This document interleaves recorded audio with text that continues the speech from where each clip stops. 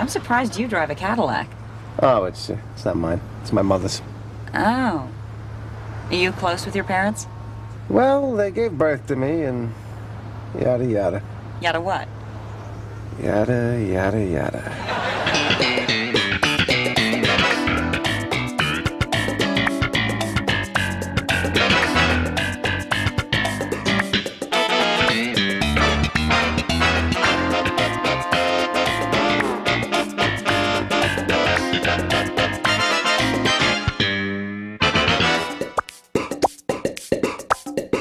Hello and welcome to Seincast, a retrospective on all 180 episodes of Seinfeld, being hosted by two guys who can barely run their own lives. My name is Vinnie. My name's Matt.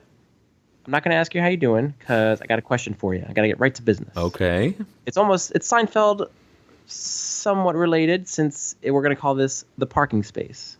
I come home Sunday night after a long day at the pharmacy, and I got my ass kicked by numerous patients, flu shots, you name it. Mm-hmm. And some jabroni is parked in my space. My first thought was, okay, not cool, but I assumed they're in town visiting. Maybe one of the other tenants thought that, family's in town. Oh, park in my space. That way you don't have to park on the street. And they maybe parked in one spot over by mistake. But so I give them a day before I do anything. Now it's Tuesday, and I put a note on the windshield saying, sir or madam, you're in my space. Must have been a mistake, but please move by the end of the day. When is it within my right to call a tow truck and get that person out of there? So you don't have a landlord or someone on the property who handles... There's a board, but I don't have the number of the person on the board, like her cell. Right. I knocked on her door. She wasn't there. Where are you parking in the meantime? On the street. Is it free? It is free, but it's sometimes it's slim pickings, because there... Is this interesting to anybody? I hope it is. But on one side of the street, that's free. All day you can park there. But then other spots, when that is filled, you have to park in the 3-hour parking, and that's where you can get ticketed. And you're paying for that spot, right? It's my spot. So it's kind of Seinfeld related, but yeah, that's what's been irking me lately. Right. Well, I think you're being very patient. I think leaving a note is a good idea, but after 2 days, I think it's time to call the tow truck. Yeah. Just based on the kind of guy you are, I know you would be like, oh, it's okay, don't worry about it. Walk on me. Walk all over me. It's cool. Question, though. What kind of car is it? Oh, I knew you were going there. It is a silver Mercedes. Okay, yes. And it looks very pristine on the inside. Call the tow truck immediately, as soon as we're done recording. Probably one of those rich, stuck-up people who just parks where they want and pees everywhere. I would like to see you spit on that Mercedes. Should I do it? This is some automobile, huh? I know. Let me ask you something. What do you get for tune-up on this thing?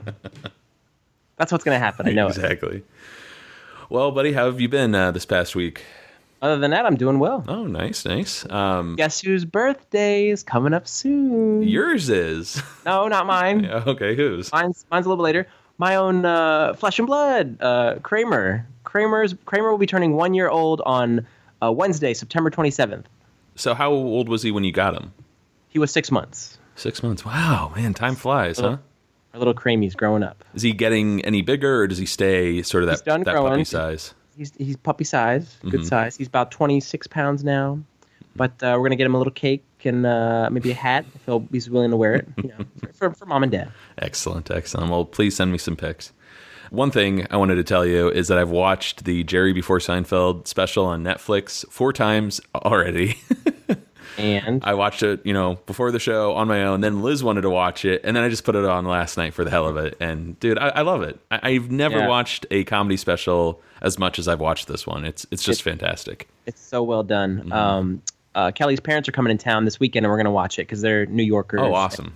And, so I'm waiting to watch it again with them. But I have nothing but good things to say. I'm telling everybody about it. Speaking of, things to watch, want to remind our listeners that Curb Season 9 premieres this Sunday, October 1st, which I'm very excited for. I've actually been rewatching the series. I'm about halfway through Season 6 right now, and I'm just loving every minute of it. Can't wait to see what's in store for the new season. Are you going to be watching it live, or are you going to be doing your whole Game of Thrones thing where it's like on Wednesday or Thursday? So this one, I think, is easier to get into. For some reason, I got anxiety about popping in Game of Thrones. But I want to watch this as soon as I can, so I should be able to do it Sunday night. So I should have an updated. I'll give you my thoughts and impressions for our next Seincast. Okay, very cool. Well, before we move on to this week's episode, I thought we could revisit the nap from last week briefly.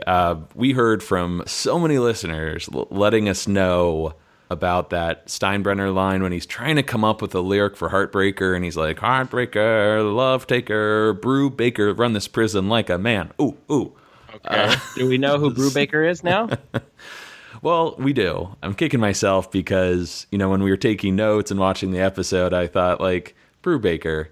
I could Google it, but there's probably a ton of Brew Bakers out there. The top result won't be our answer. The first 20 results was our answer. So, okay. Brew Baker, as many of our listeners know, was a 1980 film starring Robert Redford as a newly arrived prison warden, Henry Brew Baker, who attempts to clean up a corrupt and violent penal system. That's the log line for you. So, yeah, just a reference to a film from the 80s. So I'm ashamed we didn't get that, and I'm even more ashamed that I've never heard of Brew Baker before. Okay.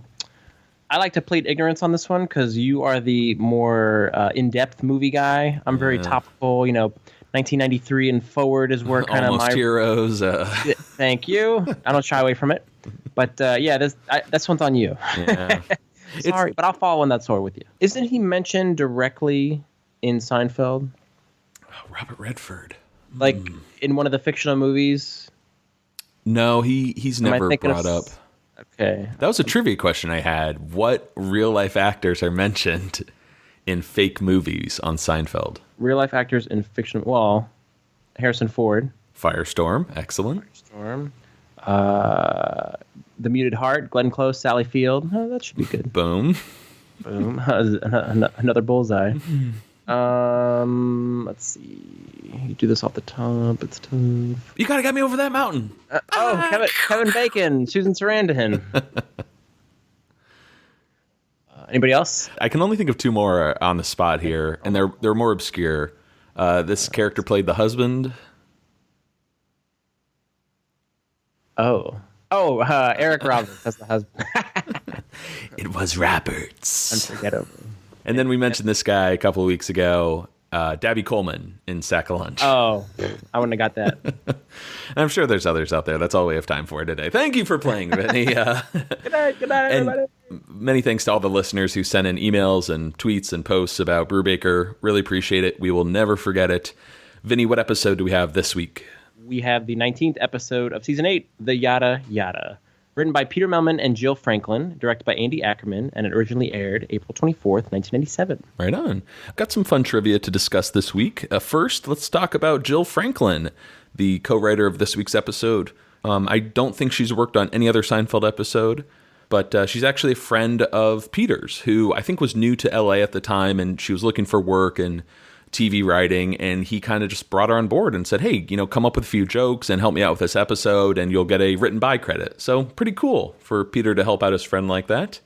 Nice guy. Yeah, Peter and Jill were nominated for an Emmy for Outstanding Writing in a Comedy Series for this episode. We're kind of getting ahead of myself, but I think The Yada Yada is considered one of the all-time classics of the post-Larry David seasons. There's a reason for that. After watching it this week, I'm tasting the Kool-Aid because it is a damn fine episode. It really is. Did you notice the length of the episode? It went on a little bit longer than normal. Did. It's around 26 minutes and change. Normally, the episodes without commercials are 22 minutes in there, but this one there was about an additional 4.5 minutes that were added. Yeah, it's a long one, and it's also kind of weird because a lot of material is cut out for syndication. I don't think entire scenes are, but there's a lot of, fine cutting along the way, little lines here or there. Mm-hmm. I don't know. I was constantly wondering, is this in the syndicated episode? Is this one? So if any of our listeners out there are wondering what the hell we're talking about, or you don't remember a line in one of the clips, you're not crazy. You're just used to the syndicated version. If you want to watch the full version, grab a DVD or the episodes on Hulu. I believe those are unedited. Hey, not crazy. Now we have some returning characters this week. Excited to talk about these guys. First up, Tim Whatley. Dentist of the Stars. Just one more appearance left for Tim in the strike next season. Yep, the incredible Bryan Cranston makes his return as Tim Whatley. I learned he had just come from doing a movie about an astronaut, and that's why he has short hair this time. In previous episodes, he has that nice coif of hair, but he shaved it for this astronaut role. Mm-hmm. This is among his best appearances. And yeah, I would argue as a whole, from what do we got? The Thanksgiving Day Parade, the Label Maker, and fooling around with his patients. This is really the best Tim Whatley arc. It also got me thinking, I'm kind of upset he didn't make an appearance in the finale, because he was a very memorable character among the secondaries. I wonder what that was all about. I would hope it'd be a scheduling conflict. You think he was like pissed off at Larry and Jerry for some reason? From Earth and the Moon too. All right. Another returning character, Mickey Abbott. He only has 2 more appearances left on Seinfeld, The Burning and the finale. The latter is, once again, more of a cameo. But he made the finale. The best thing about Mickey and Danny Woodburn is I think every episode he's in is memorable. I would agree with that. And it got me thinking, he always comes in as playing kind of this partner role with Kramer. They usually have their storylines together. Mm-hmm. And they're friends, yet they're always getting in fights when they're together. And this week is no different. Right. But that's okay. And I think just one of the best running jokes that Mickey needs to be like held back, or he could actually take Kramer down. Put a hurting on Kramer. Yeah. Well, Mickey was last seen in season 7's The Wait Out, along with another returning character, Beth. This week, sans Carrie Elwes. Oh. Yes. This is sort of I don't know if there's another character to compare her to. This is a new side of Beth we're getting this week.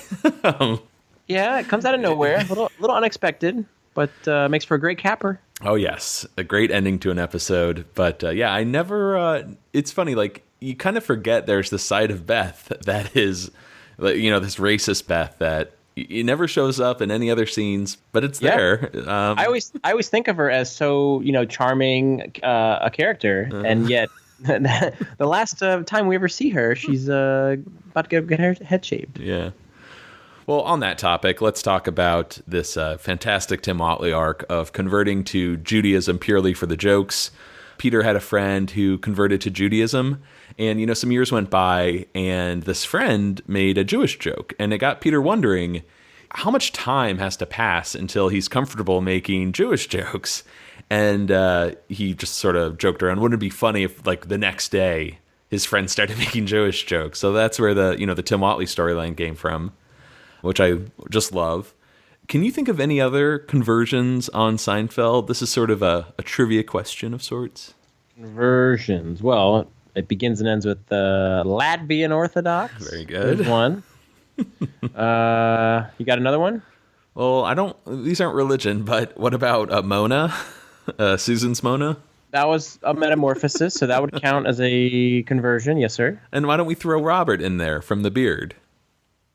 That one didn't take, though. Elaine tried to convert one. Elaine's not going to do that again. But, I thought she's like, he defected.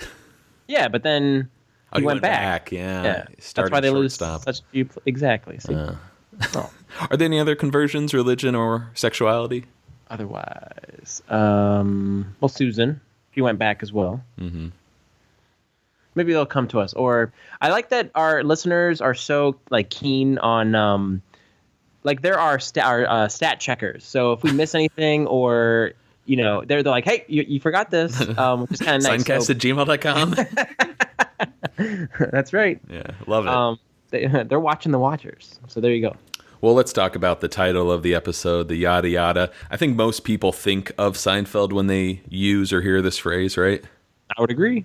However, it's been around long before this episode aired. Some sites date it back to the 19th century, for a way to imply incessant talk, or it actually made its way into the Oxford Dictionary, trivial, meaningless, or uninteresting talk or writing, chatter, if you will. Mm-hmm. But yeah, from vaudeville to Lenny Bruce, it even has popped up in a lot of TV shows, even before this episode aired. Really? Yeah, the wiki page is great. They have a list of TV shows here: Magnum PI, 1983, 92 with The Simpsons, 93 with Cheers, 95 with Wings, even just a month before this episode aired on Buffy the Vampire Slayer. So people are throwing yada yadas all over the place. Yeah. Well, Seinfeld was the one who kind of dissected it and made it the center point of a show. Mm-hmm. So it's kind of fitting that Seinfeld gets credit for popularizing it. Sure. Well, what's kind of funny is even though this phrase had been thrown around on TV shows and just in pop culture, Peter Millman had never heard it until a friend of his was saying it over and over, and it just sort of struck him as funny. He never thought the word or the phrase would take off the way it did. In fact, when he was writing this episode, he thought the phrase antidentite was going to be, the big phrase and catch on.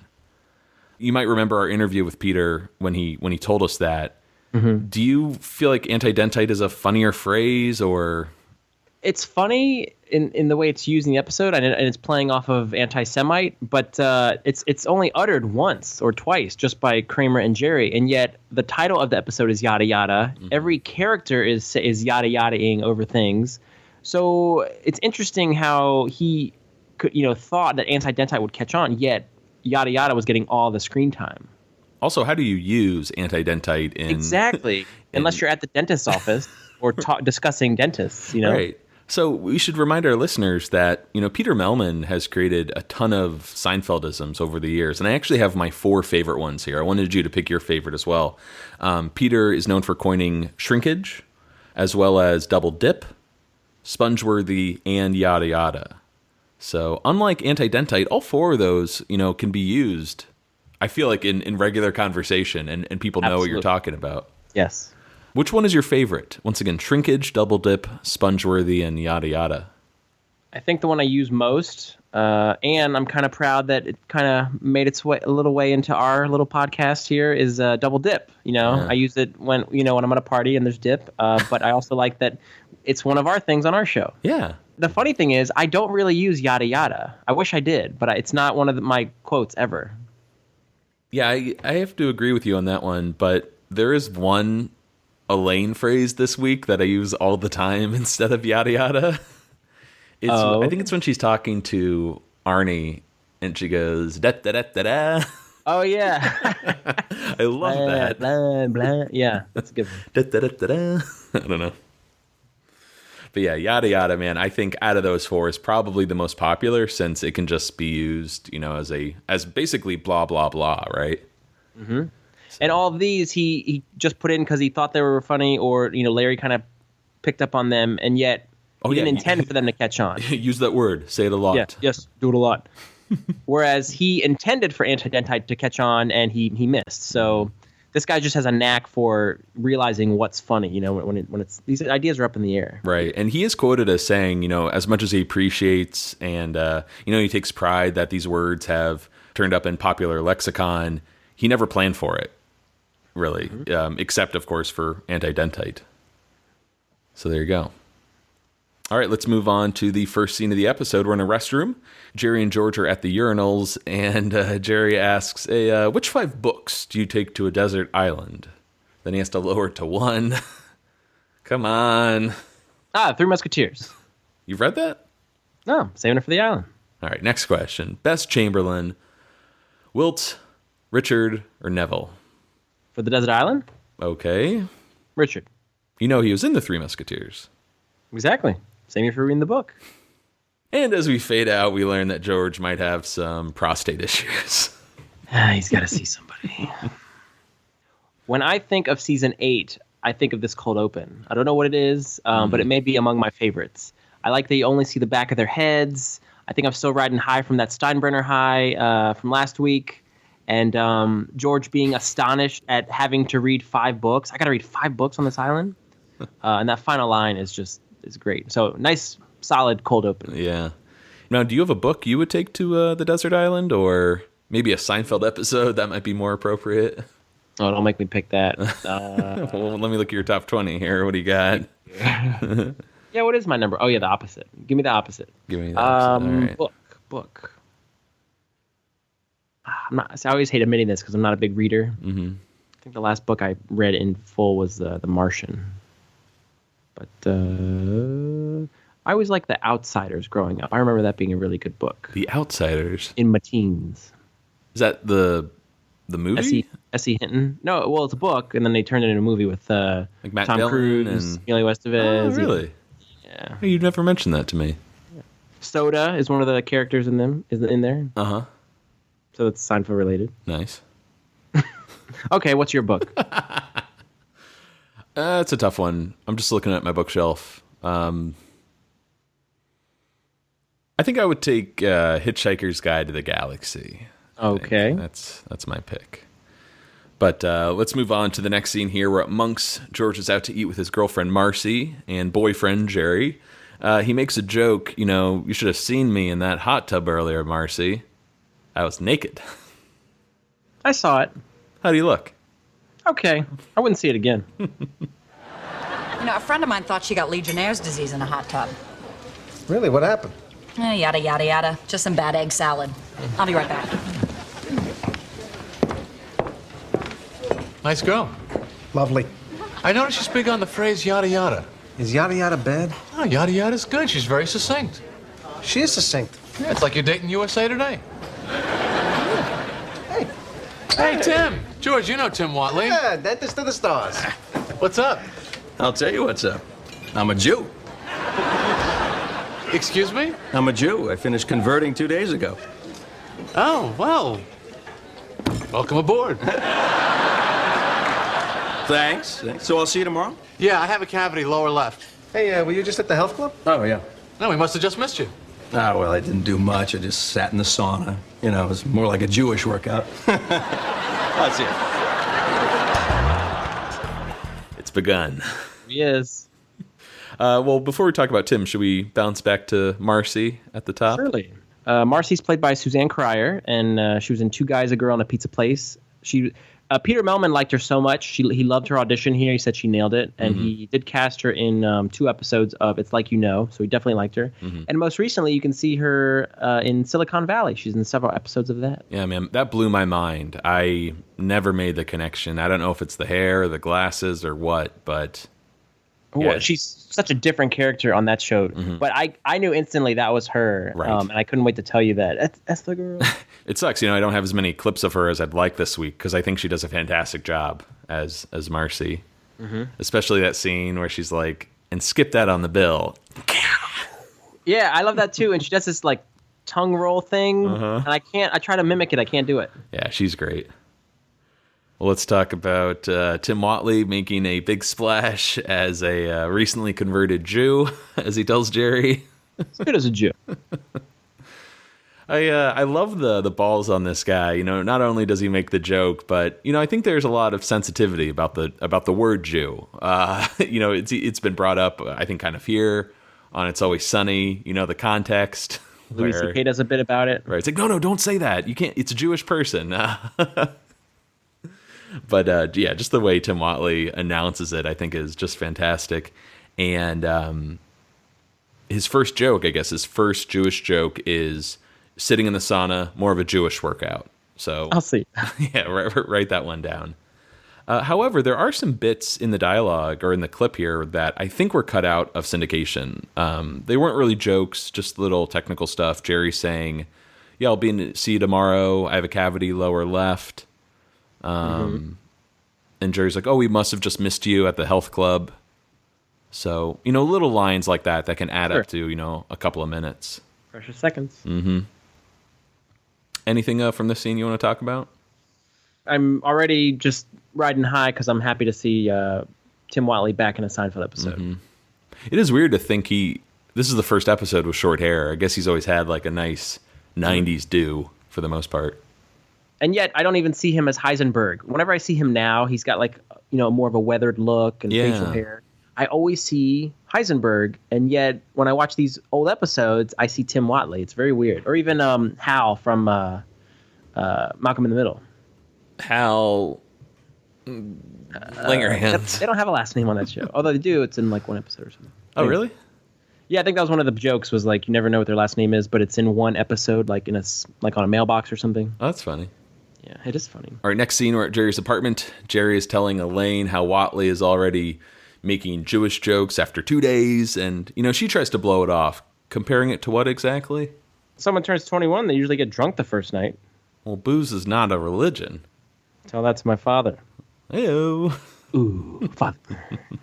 Yeah, so what's the deal with Alton Bennis? It sounds like he's still alive. I don't know the name of the listener who sent this in, but Elaine has a flag folded up in her apartment, and our listener theorized that maybe, Alton, he fought in Korea in the Korean War. Maybe he passed away. It's possible. So, and they have referenced Alton Bennis. We saw him appear in The Jacket, and so it's a lovely reference to him. But there's been references to his alcoholism in other episodes, as well as Jerry making the joke that Elaine comes from a broken home and the Virgin. But isn't it quite a beaten down response from Elaine? Yeah. Elaine wouldn't say this in season 2 or 3. This is definitely like a later, a downtrodden Elaine in season 8. For sure. Well, Elaine got a phone call from her friend Beth, and Jerry's ears perk up. He's still waiting out that marriage, which apparently is old news. She divorced 6 months ago and is already remarried. Where was I? It was probably when you were engaged. Oh, I got to get on that internet. I'm late on everything. Now, I thought it was interesting that they refer to her as Beth Lookner, considering she's divorced. Exactly. Well, it's not uncommon for a divorced woman, right, to keep her married name. But I think, how are we going to know who she is if we don't say Beth Lookner? Right. Since we just met her last season. Was that like in an episode of, I don't know, some TV show where the person's like, yeah, I just like my married name or something? I remember there is a scene from Uncle Buck.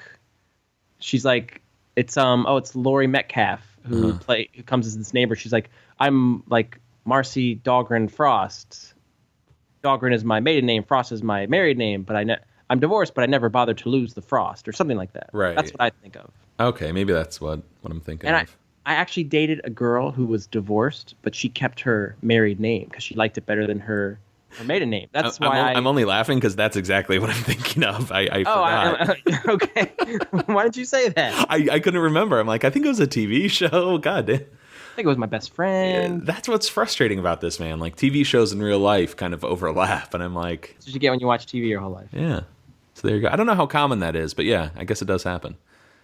Anyways, Beth and her husband, Arnie, this is her new husband, are trying to adopt, and Elaine was listed as a reference for the agency.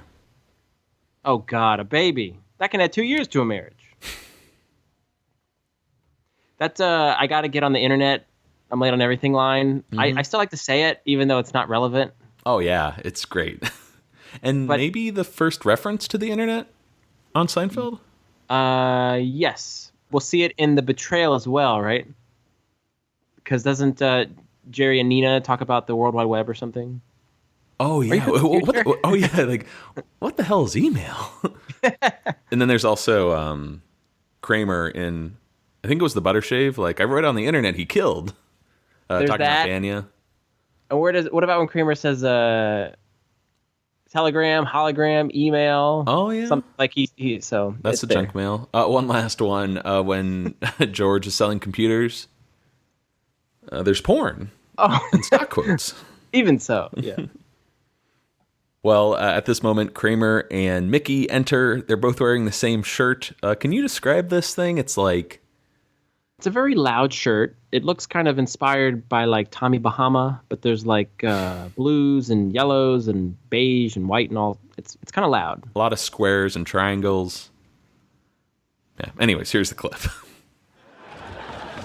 Hey. Oh, Elaine. All right. Who looks better in this shirt, me or Mickey? We're double dating tonight. If we wear the same shirt, we'll look like idiots. Turn around.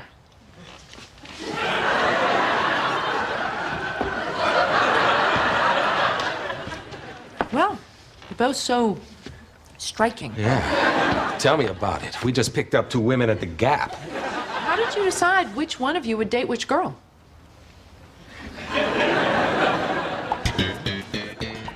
Doesn't it sound like Michael's got a little bit of a cold? Oh, I didn't notice that. Huh. The first line he says, he sounds a little nasally. Well, the most memorable line for me is, we just picked up 2 women at the Gap. Yeah, the way he delivers that line is very memorable. And what is it about the Gap that is just so funny and, quintessential 90s? I don't know, because we also see Daryl Nelson make that joke as well. Yeah, when they find out he and Elaine are just a couple of white people. So you want to go to the Gap? Okay. It must be just the most boring, well, beige kind of place to go. I like to shop at the Gap sometimes, but very casual, plain-looking clothes. Mm-hmm. And I always think of the SNL skit with, Adam Sandler, David Spade, and Chris Farley, where they play the girls who work at the Gap. Oh, the Gap girls, yes, love that skit. I did think it was kind of interesting though. I assume it's purely to pick up chicks, but Kramer shopping at the Gap, because usually he frequents Rudy's or vintage clothing boutique. Yeah. And yet he's buying, commercially produced clothes. Yeah, doesn't very sound odd. Right. Well, let's cut over to, I thought this was George's car. Turns out it's Estelle's Cadillac that... Coupe d'Elegant. Yes. When they blew through their savings. Marcy tells George about being on 3rd Avenue, minding her own business, and yada, yada, yada. She gets a free massage and a facial. What a succinct story. And here we get into some dangerous territory. George tells Marcy, this is his mom's car, and she wonders, are you close with your parents? Well, they gave birth to me, and yada, yada. Yada what? Yada, yada, yada. That's I think the most famous yada, yada, yada of the show. And that's going to be the opening for this week. Oh, well, there you go. Why is George driving his mother's car? Does he not have his own? Yeah, I don't know what that's about. Maybe, was it? I honestly think it's just a way to bring up his parents. Okay. But... Well, because he drove his father's car also. The 68 GTO. Yeah. Yeah, just probably a way to bring up Estelle, but... within the story, maybe his car's in the shop. Or maybe he still can't get it out of Jiffy Park. Yeah, maybe. It's been like over a year. Fool it, lady. We ask that you please bear with us. All right, let's cut over to Bruno Restaurant. This is on East 58th Street at 3rd Ave. It's closed since this episode aired, but Kramer and Mickey sit across from 2 women who... they're not identical, but they look very similar. And they look very 90s. And things are awkward as both couples aren't really sure who to pick on this date. It's a nice place. Really nice. I like your shirt. Oh, thank you. It's 100% cotton. And some wool. Well, you two seem to have the same taste. Well, I like it too. Oh, well, I have the same shirt. Yeah, well, I'm wearing it. Well, I like your shirt too. Oh. Well, so do I. Oh.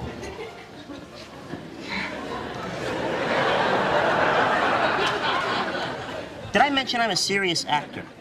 Really? I enjoy polo. I like the beach. My aunt has been ill of late. I own a tuxedo. Anything to drink? Some wine, perhaps? I like Merlot. I love Merlot. I'm crazy about Merlot. I live for Merlot. We're out of Merlot.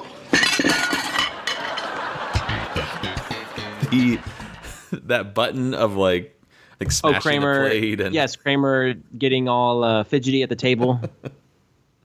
Love that. Mm-hmm. It's such a great ramp up to that moment. Yep. Nice little scene. Well played between all 4 actors there. Mm-hmm. We're introduced to 2 new characters that Mickey and Kramer date.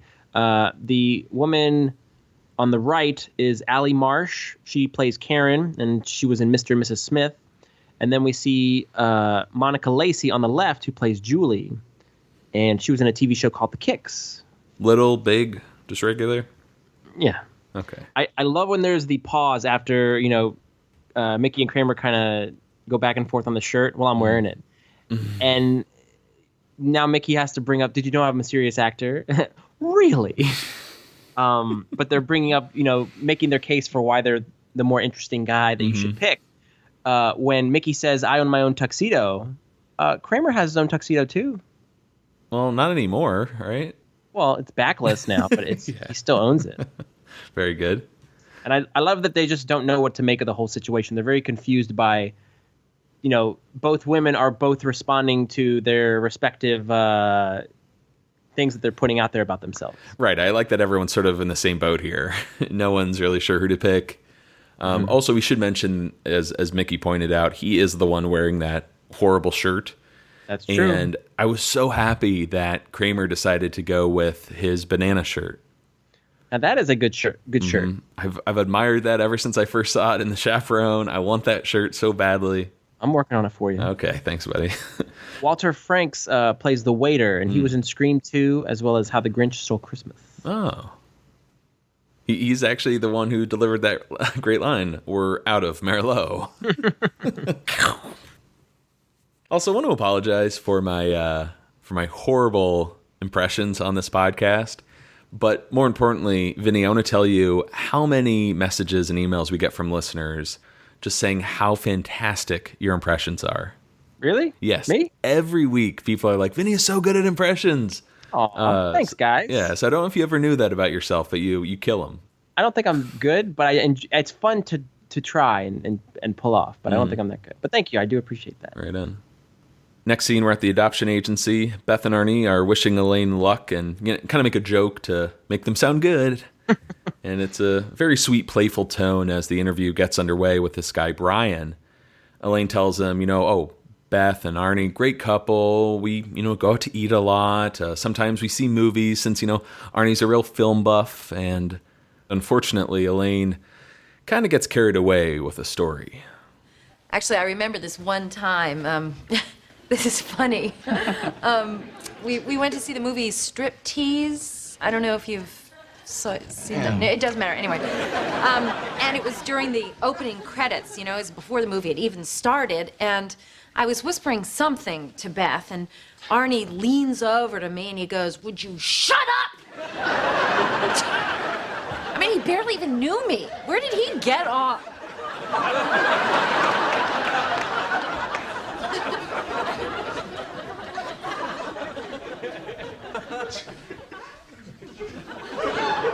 But they're great people. So this adoption agent is played by Brian, or I'm sorry, that's his name. In the script, he has a last name as well, Brian Hermelin, but he's played by actor David Chandler, and he was in a movie called Hide and Seek, as well as Her Alibi. But I think he does a really good job at playing off of Elaine's story. He gives her some nice reactions. Yeah.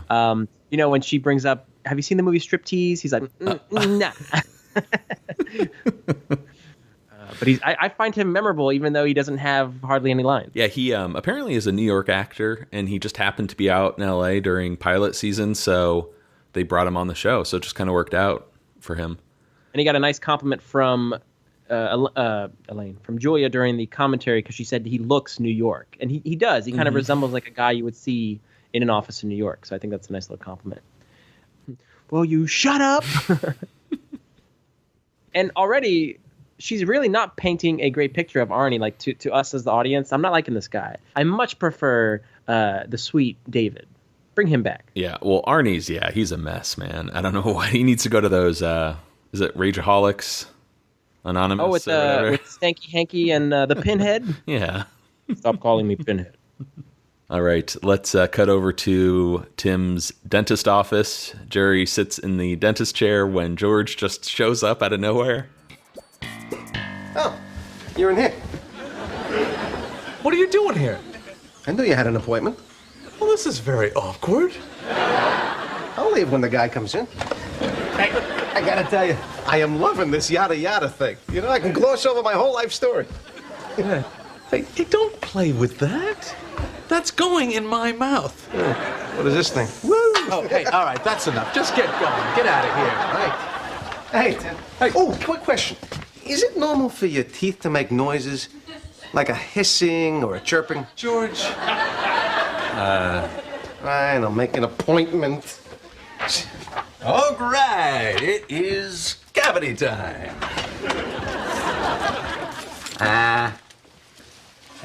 Here we go. Which reminds me, did you hear the one about the rabbi and the farmer's daughter? Huh? Those aren't matzo balls.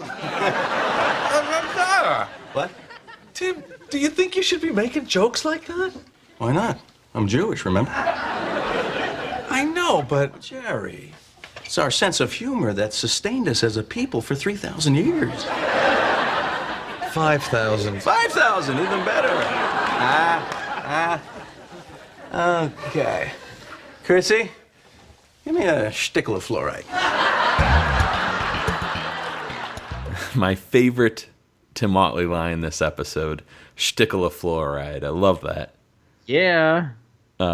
This is really where he takes off as, what is he saying? The second joke he tells is, did you hear the one about the rabbi and the farmer's daughter? Which is great. And you could really see that joke play out. You could have Rabbi Kirschbaum and Susie from the bottle deposit. Goodbye, Norman? Yeah, like they would be the joke. I don't know. Those are matzo balls, I guess, is the punchline. Fill in the rest. But Tim Watley's so how would you describe him? He's very charismatic. All right, it's cavity time. Oh yeah, he's so likable until he. Hey, he's pro Judaism. So what the hell, man? Let him have the joke. I don't think he just converted for the jokes, but it's sort of like, don't you need to put in some time before you can start like making fun of it? This is the great debate here. Yeah, I don't know.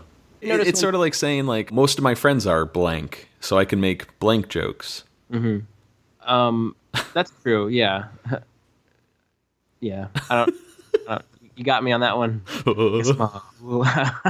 What's that? The line where George says, "Hey Tim, quick question. Is it normal for your teeth to make noises like a hissing or chirping?" Mm-hmm. That feels very Larry David to me. And I got to credit Peter Melman and Joe Franklin as well for injecting like that old Seinfeld feel into a season 8 episode this week. Because lots of minutia is being discussed, and it really feels like I feel like we're home, like we're back to like the good Seinfeld stuff. I'm so glad you brought that up because I feel the exact same way. Also, the idea of minutia and how well that works with a storyline of yada yada, because yada yada wipes out minutia. You know what I mean? You don't get to discuss the little details when you use a term like that. And I don't know, it's kind of fun to see the Seinfeld crowd kind of play around with that word and leave out what is really integral to the whole show. You know, like later on, it's like, you know, I was at a department store. Which one? Bloomingdale's. All right, go on. Two other things I picked up on. George says, "I'll leave when the guy comes in." The guy. It's Watley, you know. Why is he using pronouns? Oh yeah, I don't know. So that's not really a big deal, but it struck me as what's his name, Dick. Oh yeah, the red dot. Oh yeah, and the guy. Yeah. Finally, George says, "Fine, I'll make an appointment," which I really like because George must have learned his lesson from Wendy, the physical therapist. Yes. Right. Also, way before that, where he's like, I was in there like 10 minutes, like, touch this, touch that, $100 or whatever. 75. Oh, okay. You know what I mean about numbers. Hey, speaking of numbers, a great way to just show like Tim Watley, you know, if he doesn't if he doesn't respect the religion, he's not knowledgeable enough to be making jokes, since hey, it's our sense of humor that sustained us for 3,000 years. 5,000. 5,000, even better. Oh, that's fantastic. Yeah, great stuff. Let's cut over to Jerry's apartment. Jerry tells Elaine what happened at Watley's and, you know, believes that Tim converted to Judaism just for the jokes. And have a brief clip to play here because it's one of our favorites. Elaine heads to the bathroom and we get a great phone call. Hello? Would you be interested in a subscription to the New York Times? Yes. Standing ovation. The crowd loves it. And the crowd goes wild. Something about either hanging up on or just insulting telemarketers just resonates with everybody for some reason. Yeah. And can you recall the first time this happened? I'd like to talk to you about your long-distance calls. you mind if I call you back? Sir, we're not allowed to give out our number. Now you know how I feel. Yeah. Click. Hey, you can't do that to me. Click. Another thing. I'm not through with you. Okay. All right. Yeah, that was a callback to the pitch when George brings Susan over to Jerry's for the first time, and yeah, went wild. Anyways, let's move on to another clip here. This is Kramer and... I'm sorry, I had a question. We always discuss Jerry evolving into a less, polite or less... He's not as nice of a guy now as he was back then. Right. Which telemarketer do you think he was more respectful to? Or is it kind of hard to... Yeah, it's a tough one. I'll say he was nicer to the New York Times one, since he answered the question, and he kept it short. That's true. Yeah, he was respectful with their time. Yeah, he put them out of their misery sooner. Anyways, Kramer and Mickey arrive, and they're in, the middle of one of their fights. I don't believe that. If you had gotten in the backseat of the car, we could have figured this whole thing out. Well, why were you holding the door open for? Not for you. Who holds the door open for a man? Well, I thought it was a nice gesture, but I guess I was wrong. Let's just put their names in a hat. I don't even know their names. Look, why don't you just take the one that was on the left? I'm not sure she's my type. Oh, everybody's your type. What the hell does that mean? You've been married 3 times. That's it! It's go time! All right, take it easy. Hey! Oh, come on, let him go. You want to throw? Let's throw! Hold on a second. All right, look, I got an idea. Why don't you just show up early for your next date, sit across from each other, and see who the girls sit next to? That's not bad. All right. All right, so we let the girls decide. Yeah. Why should we knock ourselves out? Yeah, I want to wear that shirt next time. No one wears a shirt next time. Oh, that's right, because they already saw it. We'll look like idiots. They will look like idiots. They're such a great duo. God, so good. It's weird we haven't really had Newman around in a while. That's true. And Mickey, it's more obvious now than ever how he's sort of taken over for that Newman-Kramer relationship. And I wonder, could Newman have done this role of him and Kramer double dating, buying the same shirt? I don't know what it is about Mickey, but it works. Like he seems very much this storyline is for him. Yeah, and Mickey's had more of a habit of being a flirt, and he's also been married a few times. Newman, I feel like, with the exception of Margaret and that supermodel, he doesn't really get out there on the dating scene. That's true. Yeah, he's sitting on forks and chopping. What fell into his foot bath? His cold cuts. That's it. And Bunyan stores too. My cocoa. Anyways, so I love that Kramer gets really agitated initially. He's like, "Well, I thought it was a nice gesture, but I guess I was wrong." I feel like Kramer is the one who escalates it by insulting Mickey, saying everyone is his type. What the hell does that mean? Which got me thinking, do you think Mickey has ever been to the Magic Pan? Right. So we get a great callback to, what episode was that? The English Patient. You do this for a living. Yeah, where Mickey says, "That's it, it's go time." So definitely some love from, fellow writers for that like Izzy Mandelbaum arc. Yeah. And, what's great too is we're going to get another callback in, I think it's going to be later this season, where I think like Wilhelm, somewhere George in Steinbrenner's office, they use the line "macho head games." Like, I'm sick of his macho head games. George, when they're both trying to get fired, Wilhelm says it first, and then George one-ups him and says, no, I'm sick of all your macho head games. Right. That's a callback as well to the Mandelbaums. My favorite part, though, I think of the scene is at the end where they're fighting. It reaches this pitch. They're about to come to blows, and then at the end they're like friends again. Like, yeah, that's right. We already wore that shirt. Oh man, we'll look like idiots. That's the second time you said idiots. Why do you keep saying that? All right, next scene, we're at Monk's. George and Marcy are sitting in a booth, and he's telling her about the late Susan. Well, actually, I don't think he says that she dies. He's just telling her about his ex-fiancée. Well, we were engaged to be married. We bought the wedding invitations and yada, yada, yada. I'm still single. What's she doing now? Yada. Well, this whole conversation leads Marcy to bring up her ex. Speaking of exes, my old boyfriend came over late last night and yada, yada, yada. Anyway, I'm really tired today. The look of just, like, George is flummoxed. His mouth agape. Really? Did she just say that to me? And the audience really eats it up. They're like, whoa. So, more to come as we cut to the street. Elaine leaves her apartment and runs into Beth and Arnie, who look devastated. Their adoption application was denied because the agent seems to think that Arnie has a violent temper.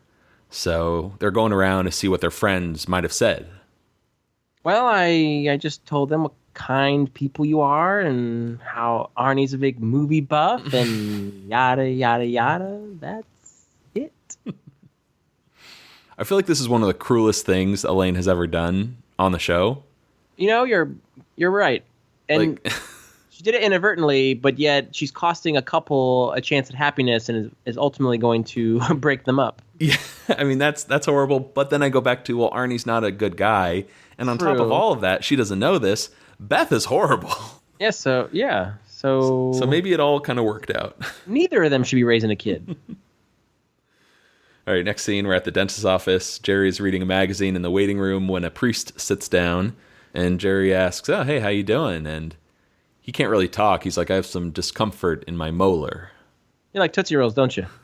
Now, there's another candy that, I don't know, was that mentioned on Seinfeld before? I know we see Jerry, like, open a bag of Tootsie Roll Pops.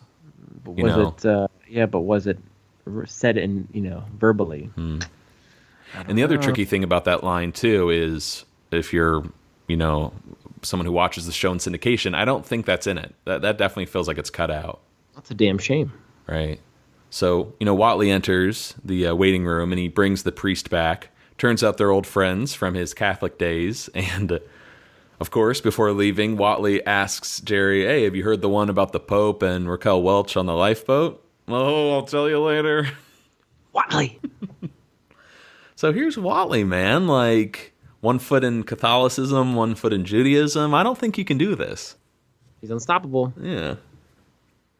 Now, I love that, the Jewish joke, the rabbi goes with the farmer's daughter, and the Catholic joke, it's a pope, or the Pope with Raquel Welch, which doesn't make any sense to me, but I do love that we're getting, not the first mention of Raquel Welch, but this is kind of, foreshadowing her cameo in a couple of weeks. Her mind-blowing performance, Raquel Welch.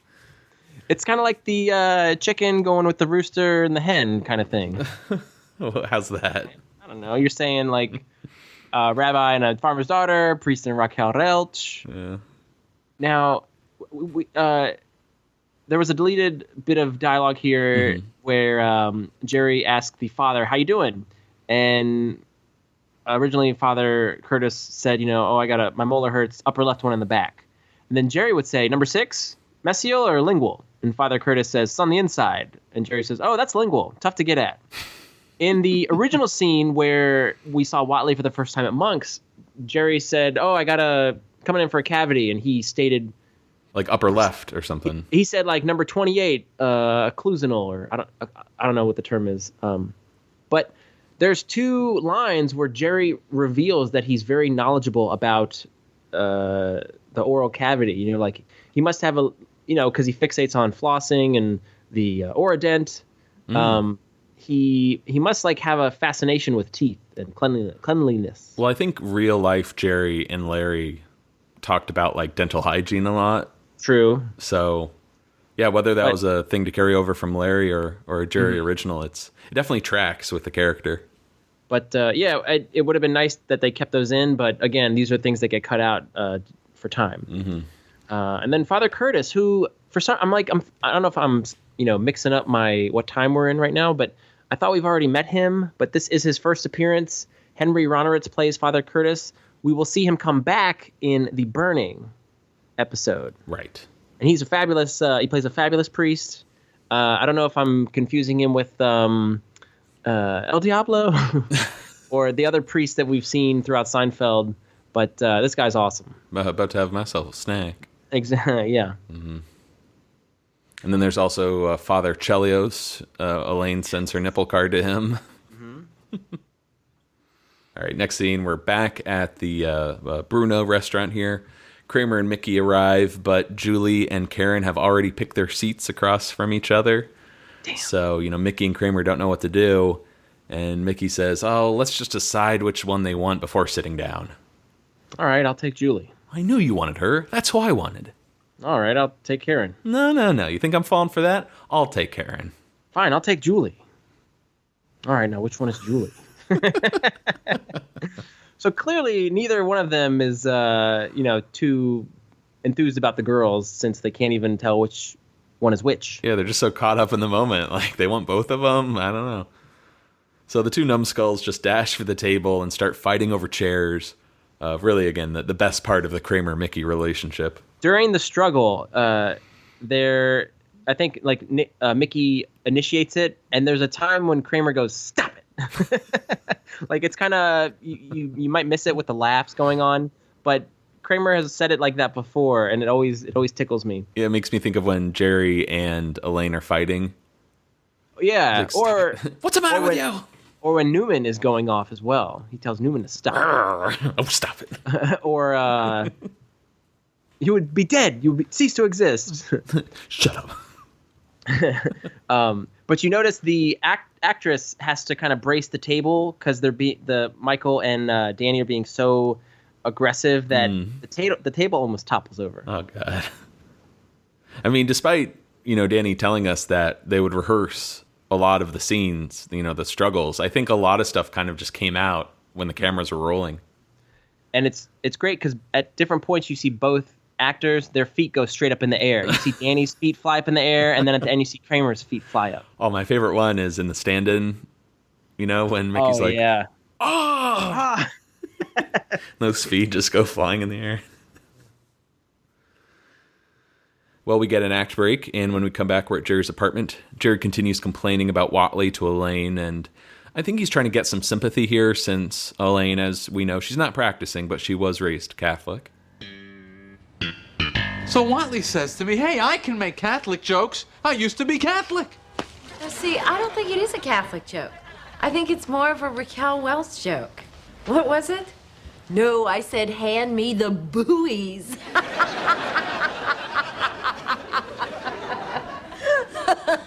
Buoys. Don't you see what Whatley is after? Total joke-telling immunity. He's already got the big two religions covered. If he ever gets Polish citizenship, there'll be no stopping him. So what are you going to do? I think this Father Curtis might be very interested to hear what Whatley has the Pope doing with Raquel Welch. Hey, Beth, Arnie, it's Elaine. Thought you guys might want to have lunch. Give me a call. Bye. They're not getting a baby, so you're taking them to lunch. I thought it would be nice. Poor Beth. Hey, Arnie's just as upset. Oh, screw him. Listen to this. Marcy comes over and she tells me that her ex-boyfriend was over late last night and yada, yada, yada. I'm really tired today. What do you think she was tired from? Well, obviously the yada, yada. You don't think she'd yada, yada sex? I've yada-yada'd sex. Really? Yeah. I met this lawyer. We went out to dinner. I had the lobster bisque. We went back to my place. Yada, yada, yada. I never heard from him again. But you yada-yada'd over the best part. No, I mentioned the bisque.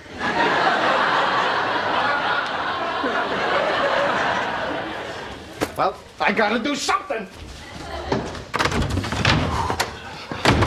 Well, I gotta do something. George is already in there. That's fantastic. I love the comings and goings of, like a door closes, a door opens. Jerry uses the same line. It's like some old school comedy there. So initially this clip starts off with Julia giving one of the most authentic laughs.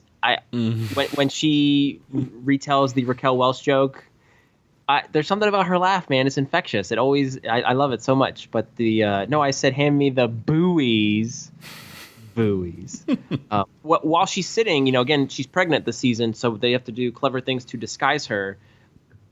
She has a J. Crew catalog covering her belly. She trying to steal a little something from checking out the competition. Lainey. What else? It's a throwaway line, but I like when Jerry asks, "They're not getting a baby, so you're taking them out to lunch?" Well, I thought it would be nice. It's just Oh, I love the way poor Beth. Hey, Arnie's just as upset. Oh, screw him. That right there. That I don't know if we've brought that up on the show, but in our regular conversations, that gets brought up quite a bit. We do like to use that one a lot. Mm-hmm.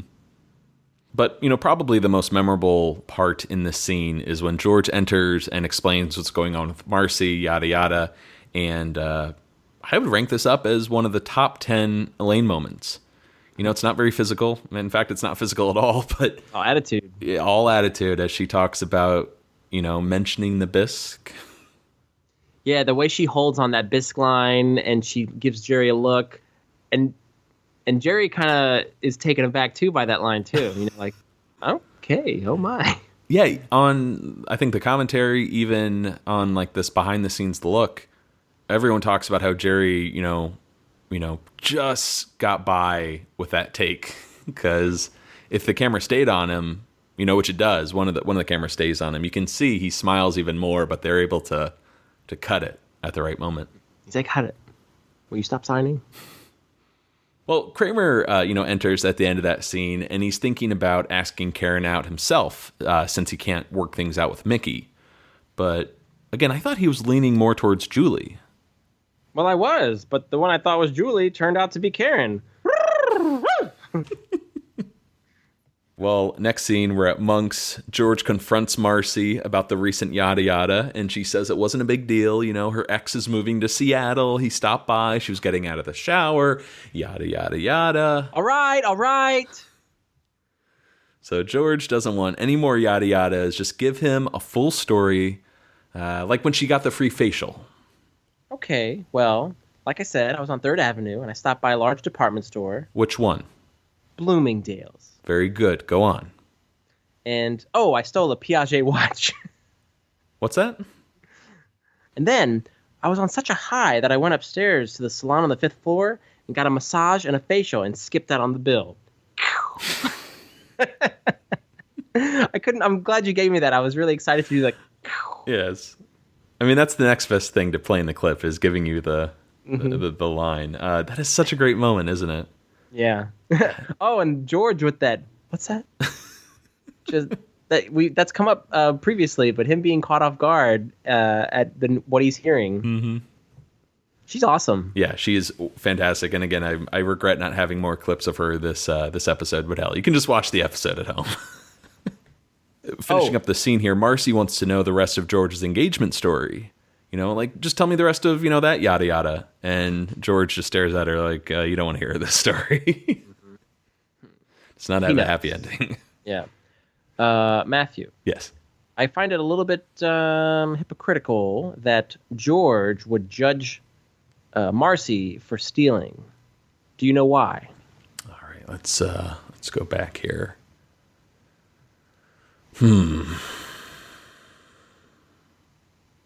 I'm thinking of the was it like cold medicine or what was it at the drugstore? Jersey White Plains. And the cop's like, "What do you got there?" I was going to pay for this. Are you thinking of something else? No, that was it. Can I keep this or is this evidence? Yeah, Jersey White Plains.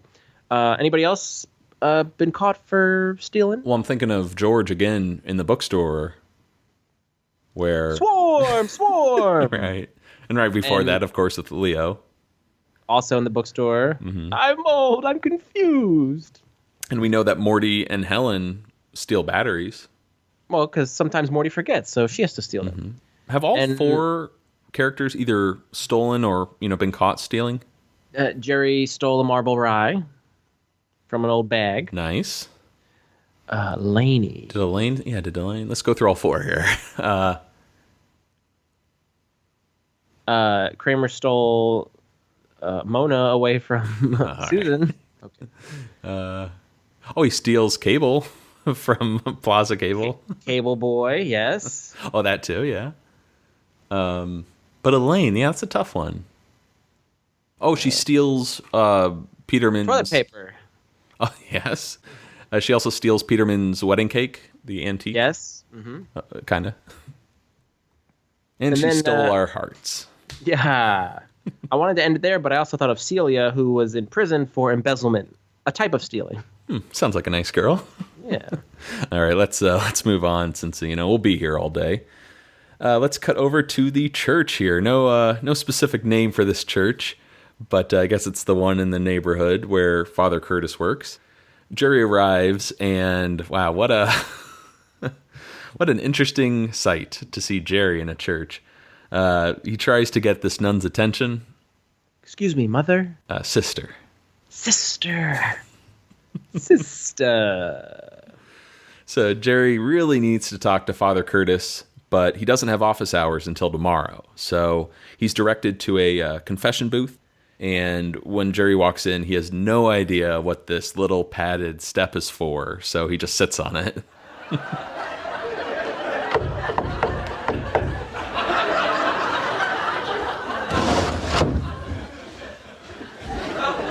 You know that's a kneeler.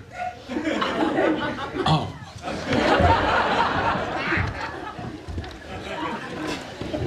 Tell me your sins, my son. Well, I should mention that I'm Jewish. Well, that's no sin. Oh, good. Anyway, I wanted to talk to you about Dr. Watley. I have a suspicion that he's converted to Judaism purely for the jokes. And this offends you as a Jewish person? No, it offends me as a comedian.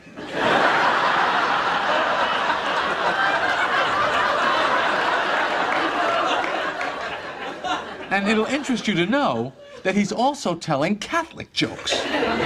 Well... I mean, and they're old jokes. I mean, the Pope and Raquel Welch in a lifeboat. I haven't heard that one. Oh, I'm sure you have. They're out on the ocean and yada, yada, yada. And she says, those aren't buoys.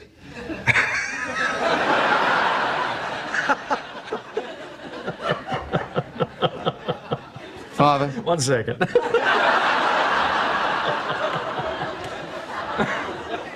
Well, if it would make you feel better, I could speak to Dr. Watley. I have to go back and have a wisdom tooth removed. Good luck. You know the difference between a dentist and a sadist, don't you? Newer magazines. That's funny. Now, if you would excuse me. Jerry, I gotta talk to you.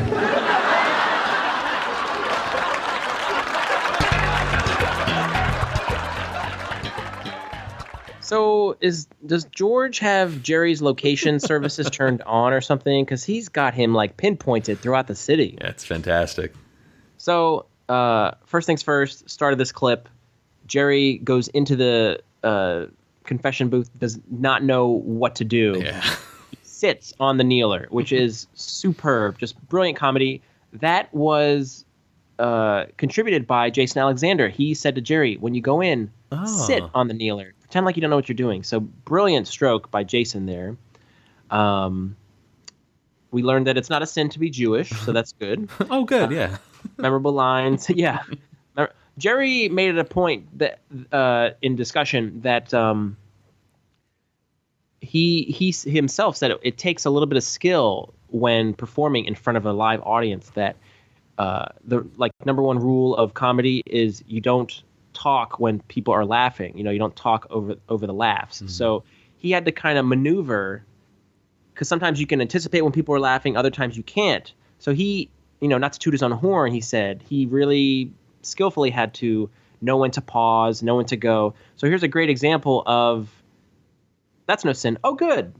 And then there's a huge, laugh at that joke. And then he says, anyway, there's nice moments where Jerry has to kind of work with the audience and hold his line until they finish laughing. That happens quite a bit on Seinfeld, where a line will get buried in the mix under audience laughter. And yeah, I mean, it's great for those scenes where you don't film in front of an audience and you just kind of edit in the laughs on your own. But Here I think Jerry does such a great job that this is the best scene in the entire episode. I don't know if you feel the same way, but I would agree. Think Jerry, the setting, the premise is fantastic, and Jerry and the actor Father Curtis, they do such a great job. Speaking of Father Curtis, he does such a great job. After Jerry repeats the Watley joke, Father Curtis chuckles like Dr. Hibbert on The Simpsons, and it's an extended chuckle. And I mean, you guys heard it, Father. Just a second, and he has to continue that laugh. It's so good. Yeah, so many classic lines as he heard in that from, like, this offends you as a Jewish person. No, it offends me as a comedian. Mm-hmm. As well as the, Tim has his jokes about Catholics and Jews. Now Jerry's making a joke about dentists and sadists, and that's when you cross the line, right? Yep. Father Curtis. Yeah, I don't know why there's so much sensitivity towards dentists in this episode, but I guess that's the joke, right? Well, we are going to hear Watley say later on that dentists have one of the higher suicide rates, among the medical professions, and I've heard that as well. So maybe there's something to that. Father Curtis is sensitive to that. Really? So that's a real statistic, or like something people? Yeah. Really? Huh? How do you collect that info, I wonder? No idea. Well, let's cut over to Karen's apartment here. Kramer stops by to talk, but her parents are visiting. And when she introduces them, Kramer is surprised to find out that they're actually little people. And it's such a great reveal. It's like, Mom, Dad, and they just enter the frame. I think the dad has a cigar. He does. So him and Kramer would get along well. Yeah. So this idea to have Karen's mom and dad be little people was actually contributed by David Mandel. So we're seeing a lot of writers and even the cast members now contributing ideas to this show. So, I mean, you can see why it's such a great show, because you have all these, great episode rather, because you have all these different people contributing ideas. So it is a little bit of a writer's room for this week. Definitely, or this season, really. But the two little people that we see here, the actors, we see Elizabeth Barrington and Jerry Marin, and they are a married couple in real life, which is kind of cool. Jerry Marin was in The Wizard of Oz, and that he has such a familiar face, and I was like, I know that guy, and sure enough, he's in Wizard of Oz. He was actually a member of the Lollipop Guild, apparently, so probably the most memorable. Yeah, I have to revisit that. I own the movie, but I haven't seen it in such a long time. You remember the Lollipop Guild, right? We represent the Lollipop Guild. Yeah. Okay. I'll keep going. Please. All right. Let's make this an extended Seincast this week. I think we're getting there. Like the yada yada. Next scene, we're at Monk's. Arnie meets with Elaine and seems concerned. What happened with the yada yada at the adoption agency? Well, I don't know. I mean, I talked to him and blah, blah, blah. He asked about you guys and da-da-da-da-da, more questions, blah, blah, blah. All right, shut up. And Elaine comes clean. Arnie yelled at her that time at the movies. That's why you're not getting the baby. So here we go. Elaine getting really, I don't know, this is pretty ugly for Elaine, but because it's out of spite, right? It's not out of, I mean, yeah, he's got some anger issues, probably not the best guy to raise a child, but I don't know, it seems not really out of cruel. It's not out of the welfare for the baby to be adopted. It's just she doesn't like Arnie shushing her or telling her to shut up. But, Elaine feels bad, so, she says, she'll go down and talk to the adoption guy and, make sure it all gets straightened out. But how does Arnie react to that? All right, just don't screw it up this time. Again with the yelling. Not a fan of the yelling. Great stuff. It's even better how Elaine kind of turns away, to the audience. Yeah, like she's talking to someone in the next booth. I'm not a fan of the yelling. Or like she's doing a talk show or something. Next scene, we're back at Tim Watley's dentist office, and it's not looking good. Jerry is in the chair. I don't know if he's tucked or untucked, but... He's spitting out and rinsing like there's no tomorrow, though. Yes. He leans over and spits into the sink while Tim is cleaning off his sharp tools. Wait, are you about done? Well, I'm just getting warmed up. Because I'm just a sadist with newer magazines. Huh? Father Curtis told me your little joke. I really didn't appreciate it. What about all your Jewish jokes? I'm Jewish. You're not a dentist. You have no idea what my people have been through. The Jews? No, the dentists. You know, we have the highest suicide rate of any profession. Is that why it's so hard to get an appointment?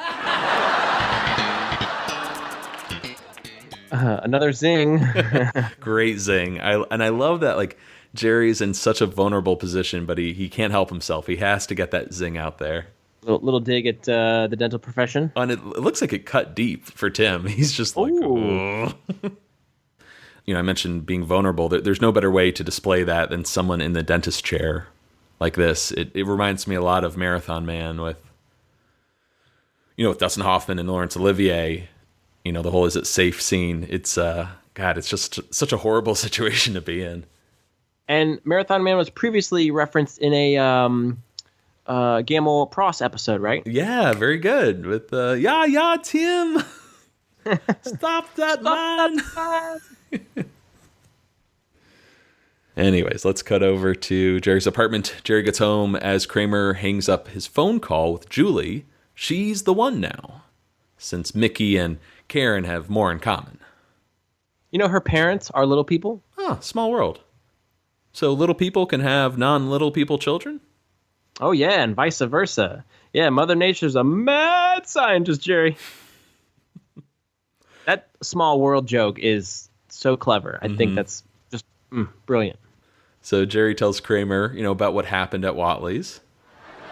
So you won't believe what happened with Whatley today. It got back to him that I made this little dentist joke, and he got all offended. Those people. It's gonna be so touchy. Those people. Listen to yourself. What? You think that dentists are so different from me and you? They came to this country just like everybody else in search of a dream. Whatley's from Jersey. Yes, and now he's a full-fledged American. Kramer, he's just a dentist. Yeah, and you're an anti-dentite. I am not an anti-dentite. You're a rabid anti-dentite. Oh, it starts with a few jokes and some slurs. Hey, Denty! Next thing you know, you're saying they should have their own schools. They do have their own schools. What a fantastic scene. I mean, this is right up there with, I mentioned the bisque. Like, this just winds up in any clip show someone puts together. Any lines stand out for you?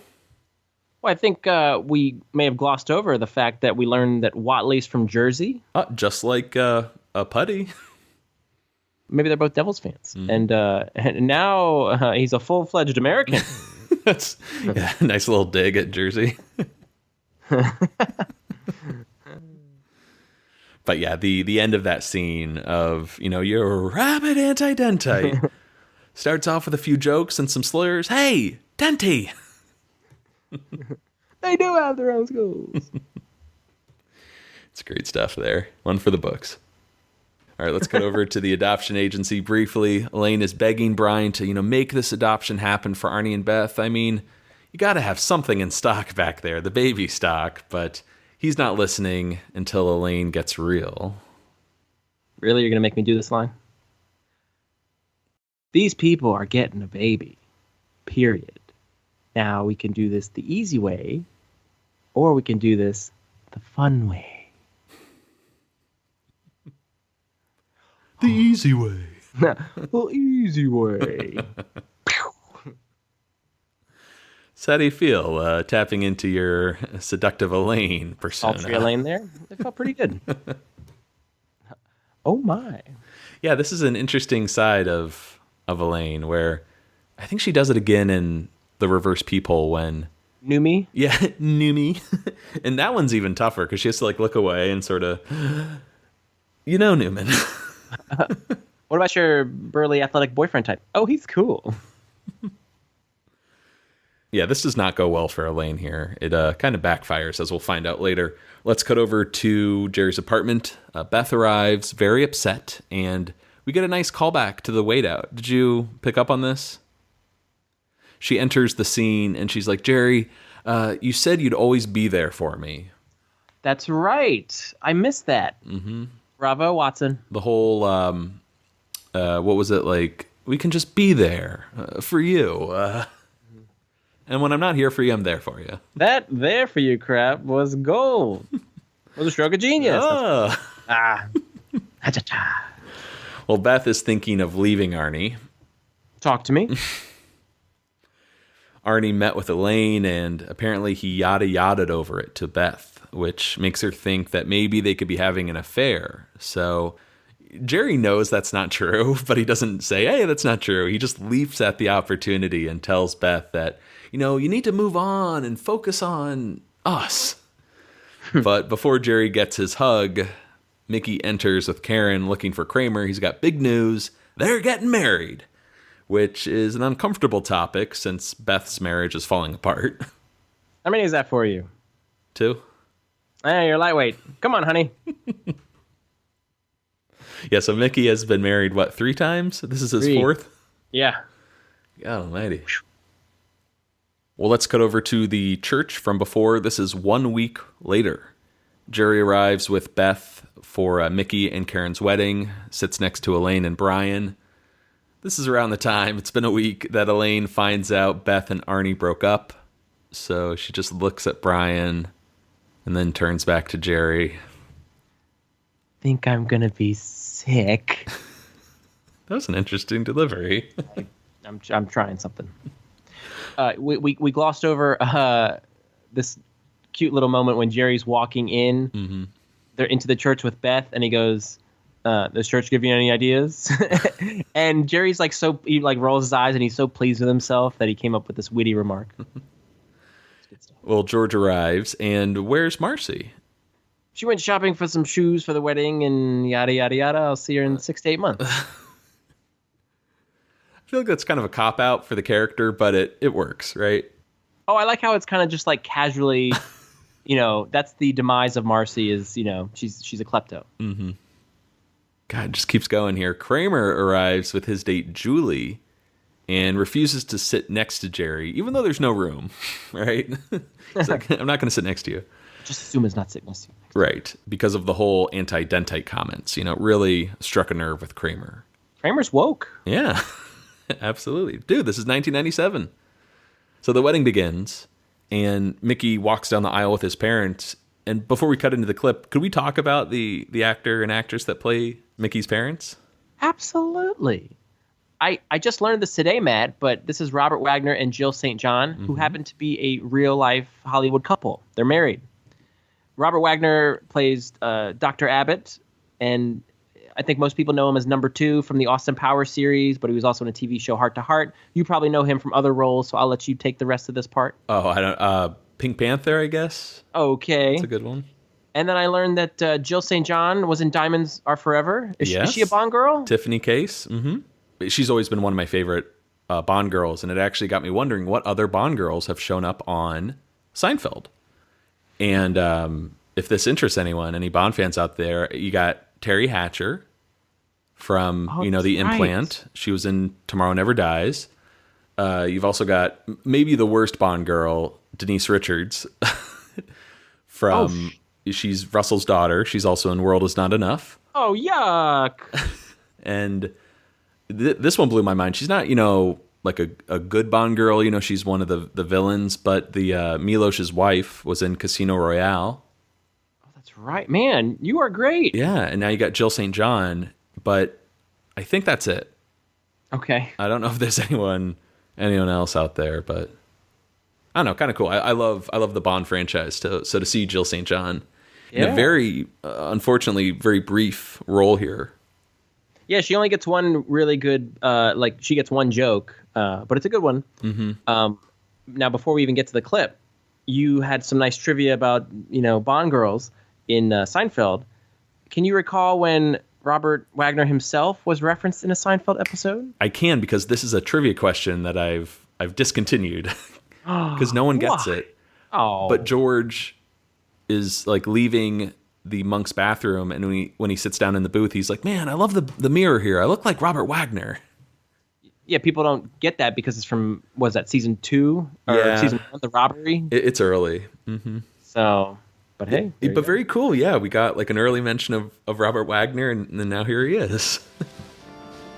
Oh, look, there's Mickey and his parents. Oh, nice looking family. Very handsome. How you doing? Hey, Kramer.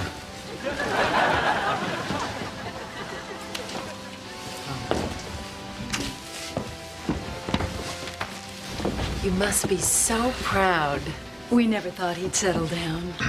Well, not again. Oh, Mickey.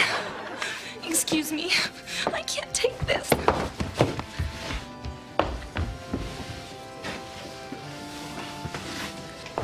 Hi, Mr. Abbott. That's Dr. Abbott, DDS. Tim Watley was one of my students. And if this wasn't my son's wedding day, I'd knock your teeth out, you anti-dentite bastard. Oh, I said something about dentists and it got blown all out of proportion. Hey, what do you call a doctor who fails out of med school? What? A dentist. That's a good one. Dentist. Yeah, who needs them? Not to mention the blacks and the Jews. And there it is. Ouch. What a great way to end an episode. I mean, I think Peter Millman said on the commentary he did not think Jerry would go along with it. Mm-hmm. But apparently he loved it. And Deborah Messing, being Jewish, had to call and apologize to her grandmother in advance. Oh, I like her. She sounds very sweet. Yeah. Are you going to be watching we didn't really talk about this, the Will and Grace, what is it, is it a special? Is it a season? I believe it's a full season, because when I was looking up Deborah Messing's IMDb stuff, there's a lot of episodes for 2017, so...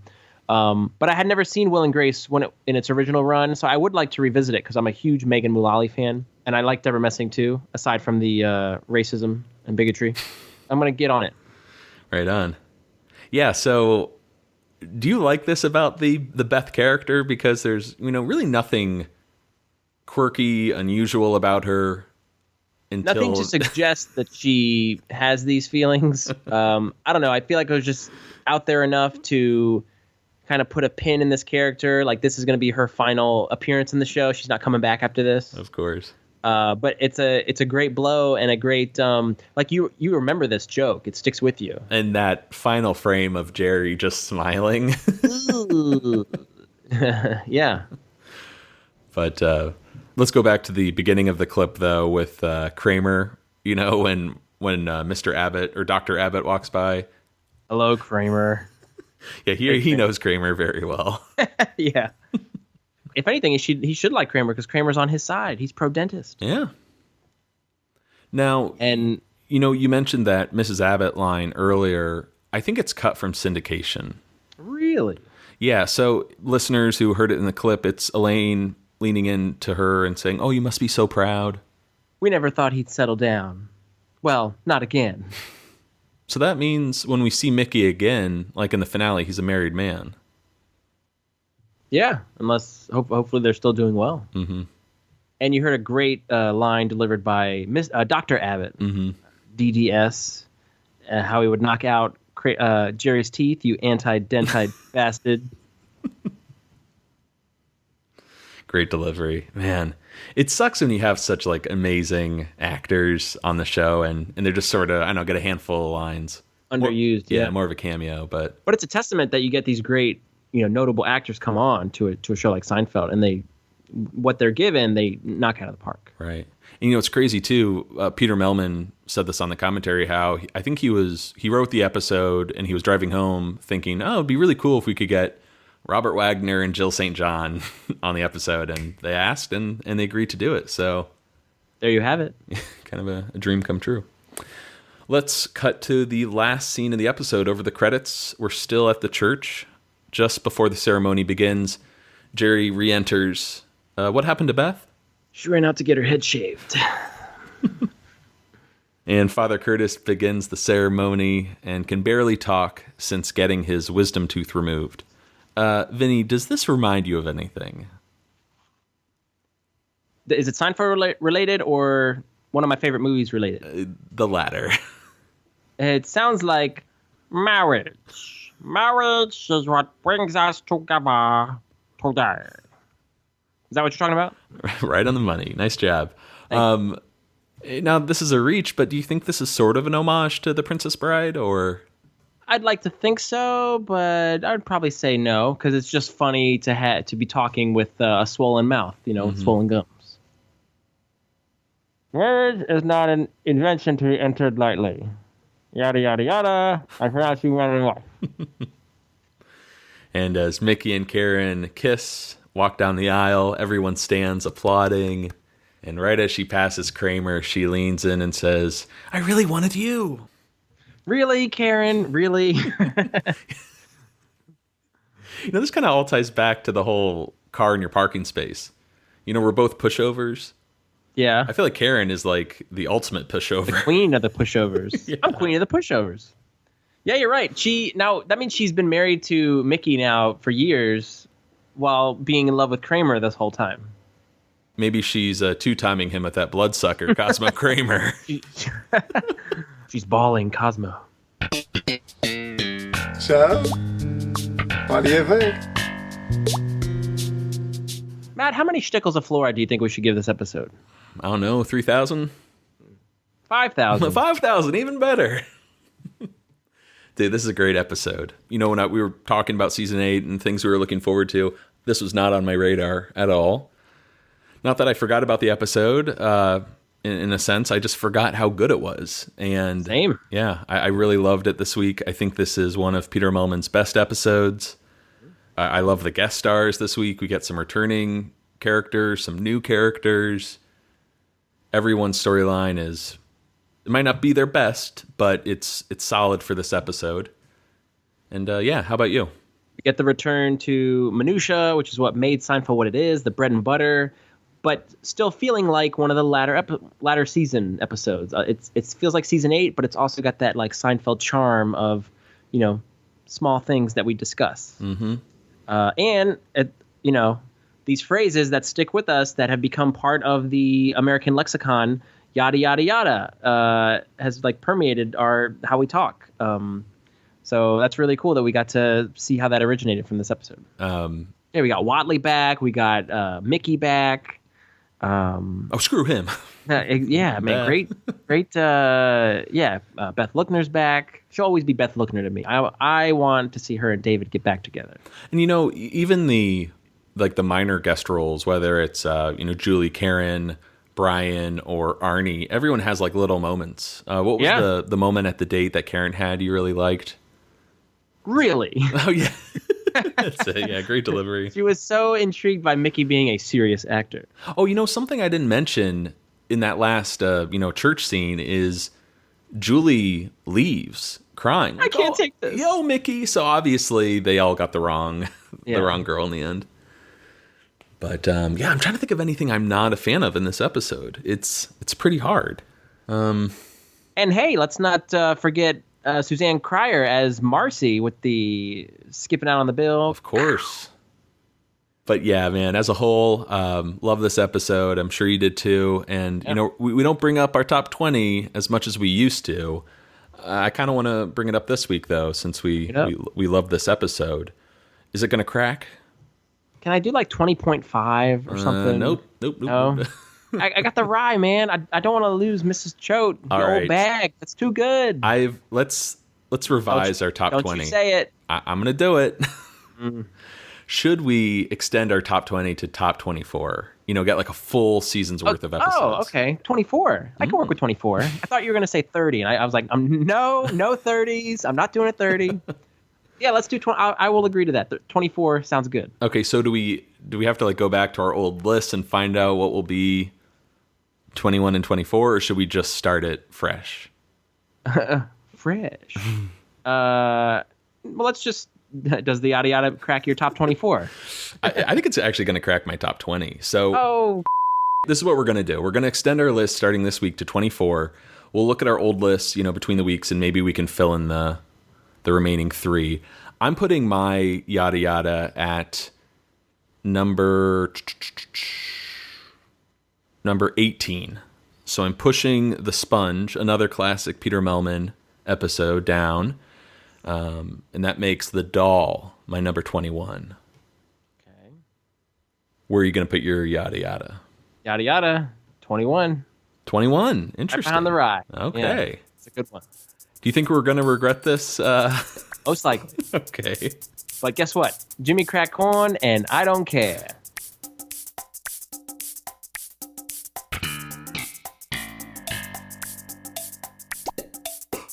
All right, that's going to do it for us here on Seincast this week. Please send us an email at seincast@gmail.com. Find us on Facebook, Twitter, Tumblr, Instagram, or leave us a voicemail at Coco Bosco.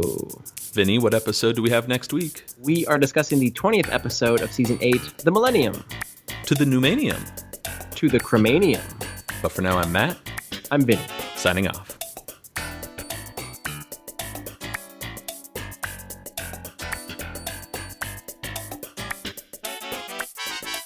Seincast is not endorsed by Castle Rock Entertainment, Sony Pictures, or NBC. It is intended for entertainment and information purposes only. Seinfeld, the Seinfeld logo, and all names, pictures, and audio of Seinfeld characters are registered trademarks and/or copyrights of their respective trademark and copyright holders.